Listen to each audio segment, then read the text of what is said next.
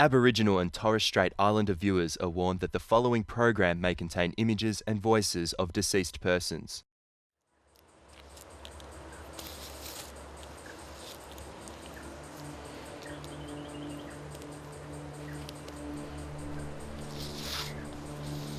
A stitching of words.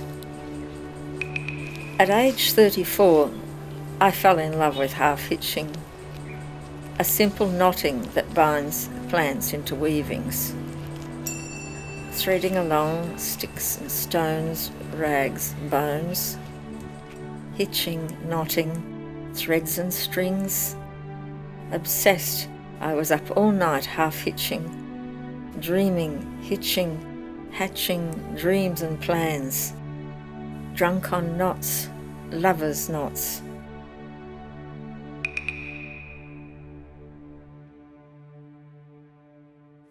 I make artworks from recycled materials, for the most part, basically.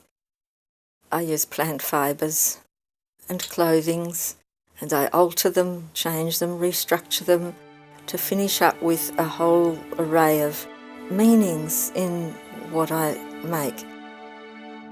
But initially I made baskets from bush materials, and then I moved on to making clothing combined with bush materials to speak about questions that I saw in life in Western Australia. The bush is calling. Reading its language, I follow my instincts, journey far away to the leftover lands of old mines, gathering rusted junk. My use of recycled materials stems largely from the fact that I find things, or they come into my possession, and I hold on to them.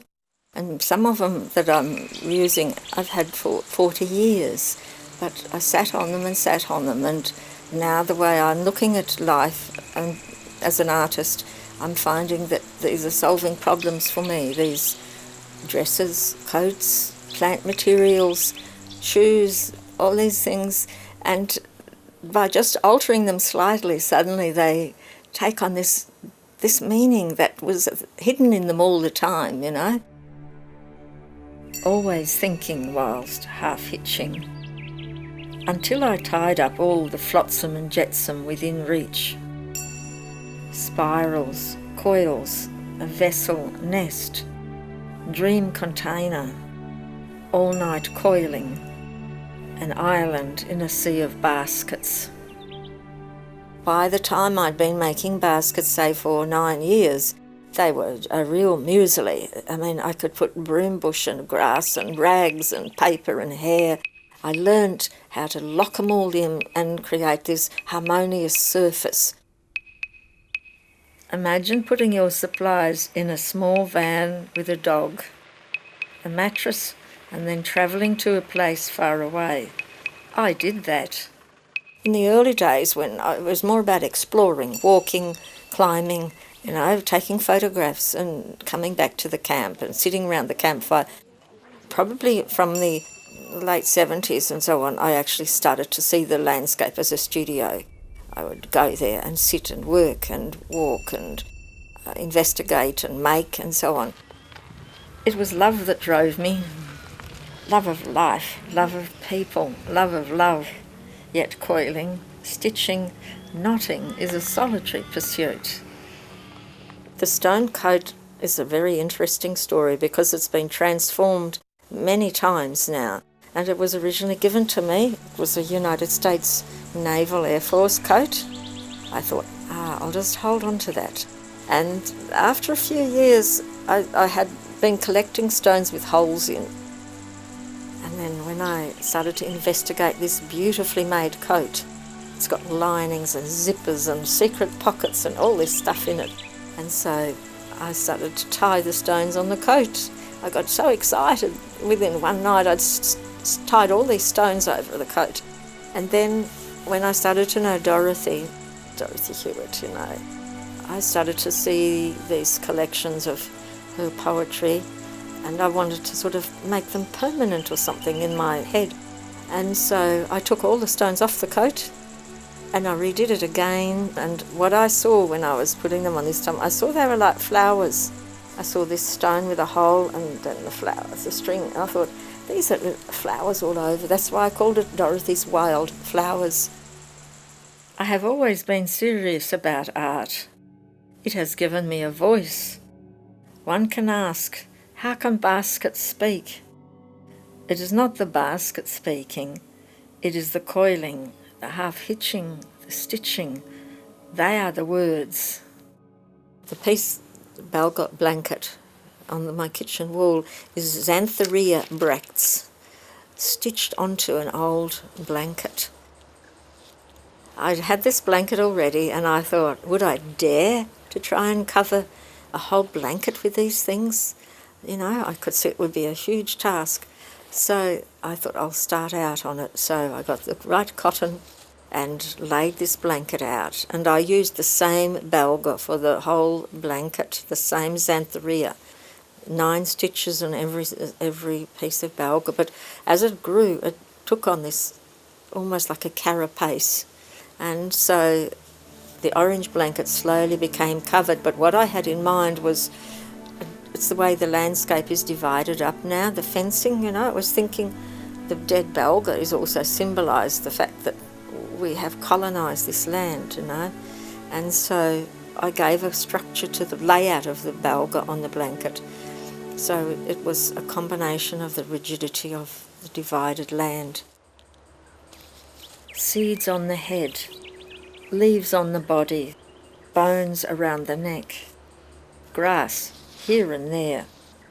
Learning the nature of these materials, understanding their abilities. When I started to work with fodder, it opened up all these possibilities. But it wasn't just the fact that it was an easy material. Fodder also has its own history.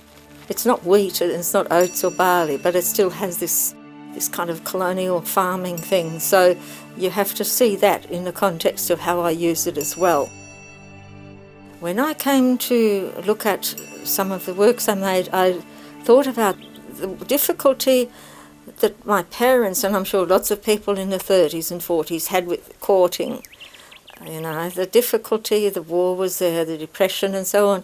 And so I had this idea I'd make these cushions from fodder and put flowers on them to make it. It's a very romantic thing. I felt that I was linking to the way that my parents really didn't have an opportunity to court, perhaps, as they may have liked.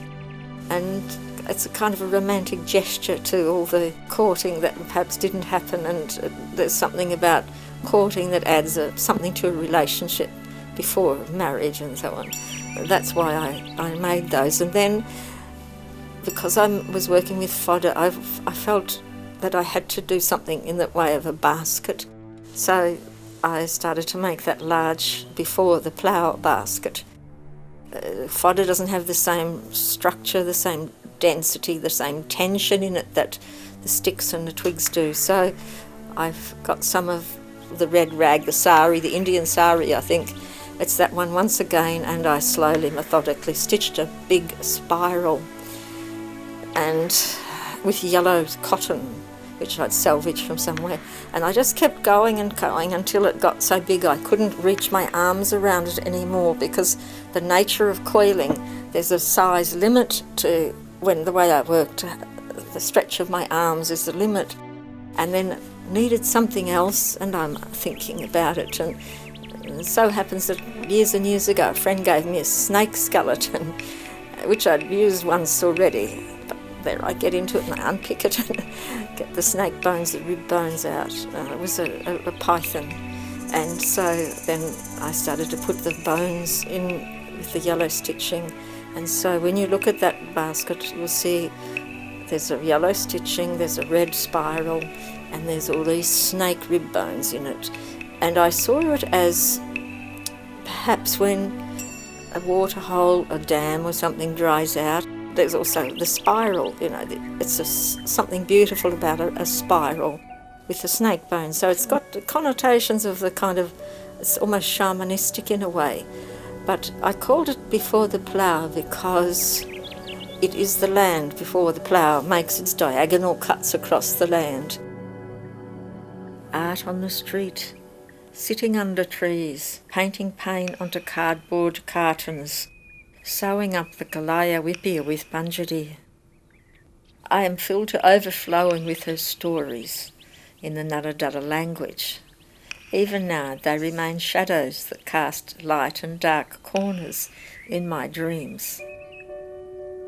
I met Mary McLean, Punjabi Mary McLean, when I did a project with Healthways in Kalgoorlie, making art on the street with Aboriginal people who had alcohol problems and were homeless and so on. After I developed a friendship with Punjabi Mary McLean, I started to learn words, her Ngatadara language. So then I started to make these small paintings. I thought, I'll get serious now. And Mary, a wonderful teacher, she'd say, watch my mouth, and I'd have to look at her when she'd say, tell me how to say a word. And so I started to make those small paintings, which I got old books and I wrapped them up with canvas and I turned them into a surface. And for instance, like the word tarka means bones. So I got a lot of old bones from the roads, stuck them on the book and put the word tarka there, but not the English word, just the Aboriginal word, just the Nunadara word. And that's how I learned, for instance, tarka. It's your bones, Tarka pika, sore bones.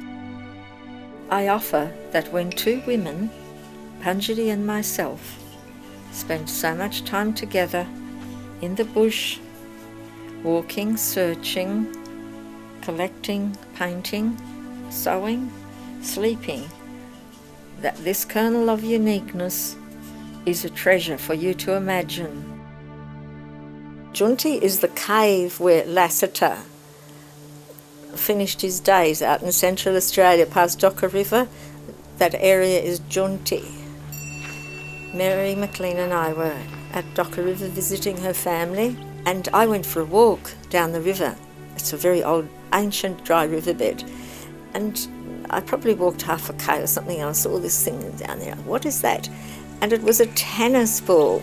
Anyway, I brought the tennis ball, and while I was walking the river I just started to pick up some little stones, nothing special, stones as I was going. And so I sat looking at this tennis ball. It's all worn and the hairs are all worn off it. And then I'm looking at the stone and I'm looking at the tennis ball, and it just started to come together for me.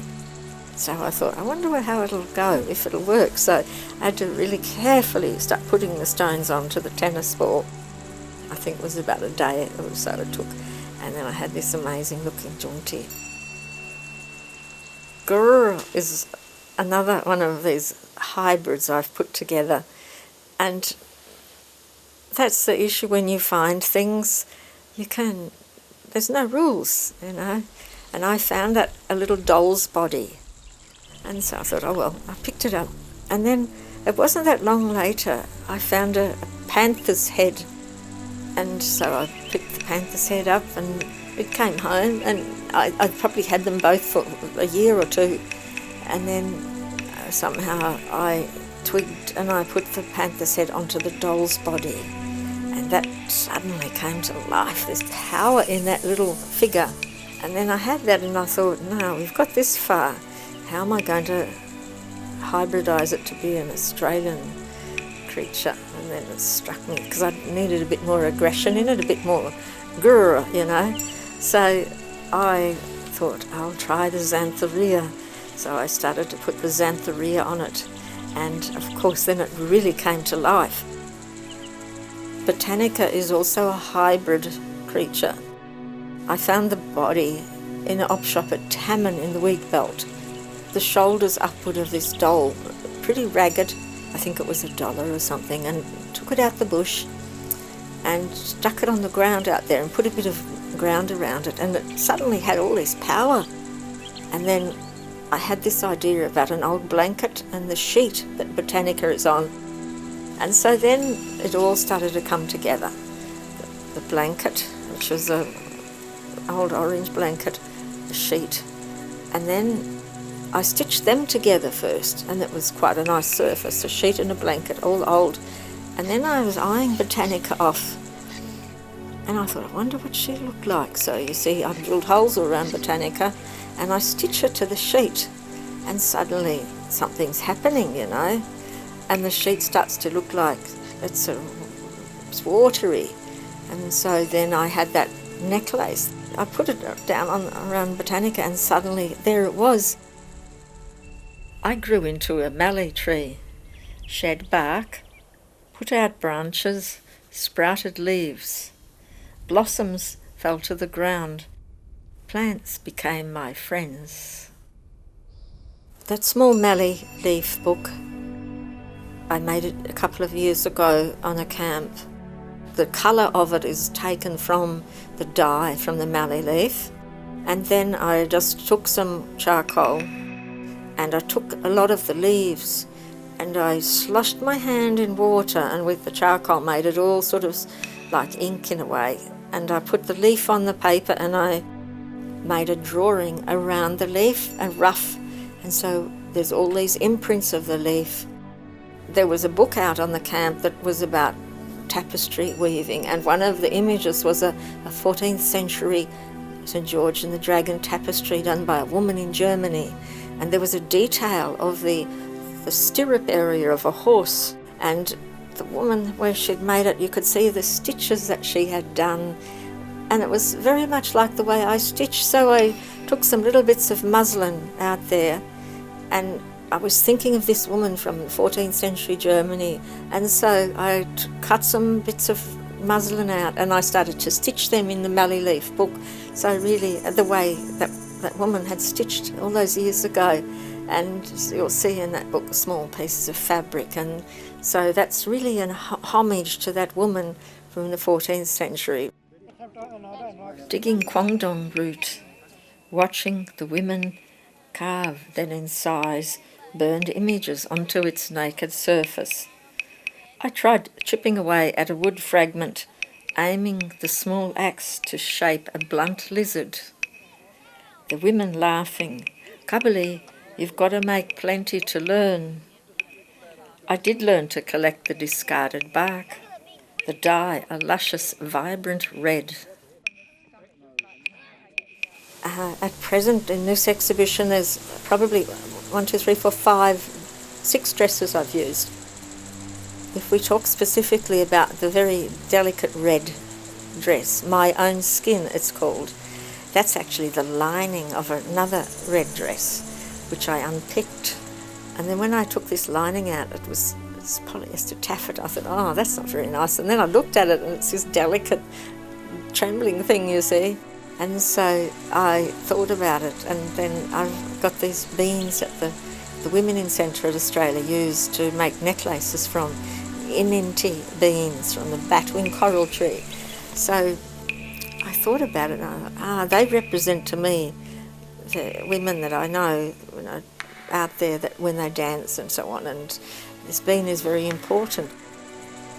I put the dress and the beans together, and I didn't want to cover it completely, just a little suggestion. It's a bit like a shimmy, and so it's become this quite special, very delicate, called My Own Skin, because I wanted it to reflect the movement of oneself, the woman's movement, That was the red dress, and the other dress, which is quite a special one, is the black dress, which is called Loitering at the Dance Hall. It's a ball dress that my mother had made in the late 30s, early 40s, when my parents were courting and before they got married and he went off to war. So this black dress was made, and I guess it was worn maybe 2 or 3 times, but by the time I became aware of it as a child, there was this black dress in my mother's wardrobe. And then when I started to make these things, I thought I had that black dress, and I knew I could never break into the actual structure of the dress. So I had a big piece of linen canvas, which I had dyed with plants, and so I put the dress on that, and it just started to oscillate, And then I thought, so then I actually tacked the dress onto the canvas. It's a very soft canvas, it's linen, it didn't harm the dress. And I put all red kangaroo paws over it that I cut out of an old red blanket. That really gave it a lot of strength, red kangaroo paws, but they're upright, you know, they're like upright phallus, all these red things around the black dress. And so I saw this beautiful linking of the black dress was being drawn towards the kangaroo paws were being drawn towards this feminine dress. So that's loitering in the dance hall. Two women travelling. In Intiwandu, Minmakotara, Alaja, singing, sleepless, smelling of wood smoke, capillary-like tracks snaking through the she-oaks. Travel to Papalankucha, Malo Kurukuru, laced along the Red Way. I think I should briefly talk about the kangaroo women because they also have dresses on. The brown kangaroo woman, I made that 12 years ago. And I made it for the Recoverings exhibition. But the dress itself, my mother made that for me in 1976. In 1996, I covered it with xanthorrhea. And then just now, I turned it into a kangaroo woman and I put the silk around the bottom, plant-dyed silk. So that's that dress. But the white one I found in an op shop, this dress, I had an idea. I wanted to make a xanthorrhea bride. I wanted to marry the bush. And I went looking for a wedding dress in op shops. And I found this woolen, white French woolen dress, $8, beautiful.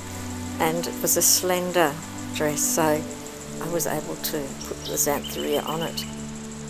I can't even remember how I decided to make kangaroos' heads for them, but it suddenly fell into place. And so I stitched the white one first. It was with using the animal hay, the fodder, and I couldn't have done it with sticks. I had to work with the animal hay. And that was the first head I made, and it just came off so well. I was very happy with it, and suddenly this dress takes on this persona. It became real. It developed, it was there. And then I attempted to do it with the second head, which wasn't so easy. But then I had to and ah about, do I leave them on or do I left them as dresses or as animals and so on. But they have such strong presence that I didn't have any say in it in a way. I hung on to the old clothes. They kept me connected. Became a way of making sense of how to understand this overwhelming time. Stories, travel, song, stitch, plants, pulling myself in to interpret the juxtaposition of two worlds and offering a share in the experience to art. I was given a red blanket by a friend years ago. It had black stripes on it and green satin stitching around the edges. And when we were preparing for Seven Sisters, I took the blanket and I stitched xanthorrhea in 7 vines running up the blanket. Anyway, in fact, we didn't use the blanket, so I have had it hanging out on the veranda for, dare I say, 4 years, 5 years. Then I had a look one day and I saw that where the xanthorrhea was still strong red and the rest of the blanket had faded. I thought, wow, this is amazing. And then I started to pick the xanthorrhea off the blanket. And as I took it off, all these shadow lines of these xanthorrheas, these 7 vines running up the blanket, and it was exciting as anything. And I remembered I had that black and white mattress cover out there in a cupboard, and I got it out and it just fitted perfectly. And so then I thought, oh, how am I going to put it on the blanket, you know? Do I just tack it on or whatever? And I could see that what was rising was every black stripe had between it a white stripe. I thought, do I dare? Anyway, so I set out and I tacked every white stripe on the whole mattress cover. I did a line of tacking. It was about 400 or 500 lines of tacking. People say you must have so much patience, but it's not about patience. It's about starting, working and completing.